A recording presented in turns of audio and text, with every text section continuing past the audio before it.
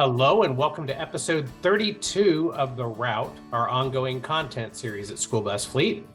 I'm Wes Platt, executive editor. In this episode, I'm going to recap some of the top news published recently on our schoolbusfleet.com website. Be sure to follow us on social media, click like on this and all our other videos, and please subscribe to our YouTube channel. Remember, at 90 subscribers, which we're getting closer, I'm going to publish the next ingredient for cheeseberry pie. We're getting close to having all those ingredients, so keep it coming. Keep your friends coming. Your comments are always welcome. If you get a chance, please post who you are, where you're from, and that way in a future episode, I can give you a shout out. And don't forget that we're accepting submissions for our 2022 School Bus Fleet photo contest. Winners get $100 gift cards, and we're going to publish those pictures in the August edition of School Bus Fleet. Look for a link to contest details with this video. Okay, let's get rolling.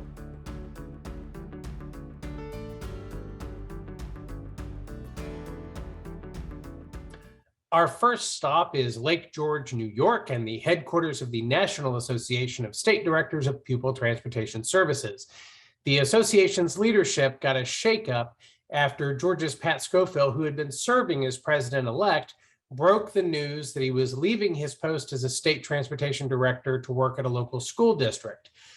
NASDPTS bylaws make it impossible for someone who's not a state transportation official to remain in an executive post, so that forced Scofield to resign. The association's board, meeting in Indianapolis, approved Mike Simmons of Arkansas to replace Scofield as president-elect. Mike Bullman of South Carolina was appointed to complete Simmons's term as secretary. Simmons, it turns out, isn't a newcomer to this gig. He served as NASDPTS president in 2011-2012. The School Bus Fleet team wishes Pat the best of luck in his new adventure and a smooth transition for the new leaders at NASDPTS. Our next stop is Sacramento, California, where State Bill 328, now known as the Later School Start Time Act, takes effect on July 1st. This legislation, signed into law by Governor Gavin Newsom in 2019, mandates start times for middle and high school students no earlier than 8 and 8:30 a.m. respectively. It's expected to affect transportation routines for students, parents, and school fleets. Mark Luke, school superintendent in Bakersfield, told 23ABC that his district, with about 30,000 students and a bus fleet that requires a staggered schedule, will struggle with the pressure of starting school after 8 o'clock. What's happening in your school district for the upcoming academic year? Are bell schedules changing for you? Let me know in the comments. And our next stop is Washington, D.C., where Representative Josh Gottheimer of New Jersey wants Congress to pass a federal version of Miranda's law, which would mandate that lap and shoulder belts become standard equipment on all school buses. New Jersey's legislation was signed into law by Governor Phil Murphy in 2018. A bill passed in the House last year would have required that federal transportation officials conduct a study into the benefits of installing seat belts, but those measures never made it into the president's bipartisan infrastructure bill. The law is named after Miranda Vargas, a fifth grader who died along with teacher Jennifer Williamson in a wreck with a dump truck in Paramus. Another 43 students and staff were hurt. The driver went to prison after pleading guilty to reckless vehicular homicide, assault by auto, and endangering the welfare of children. According to investigators, driver Hootie Muldrow Sr. tried making an illegal U-turn on Interstate 80 before his bus collided with a dump truck.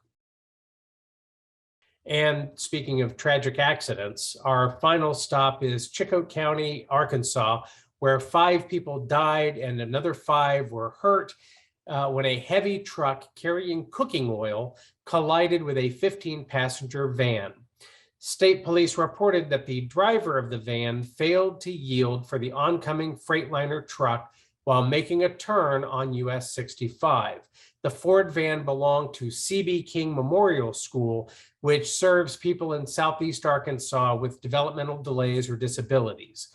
Said Lori Medina, the school's director of programs, "Our C.B. King family is hurting tonight. We don't have the words now to express our pain."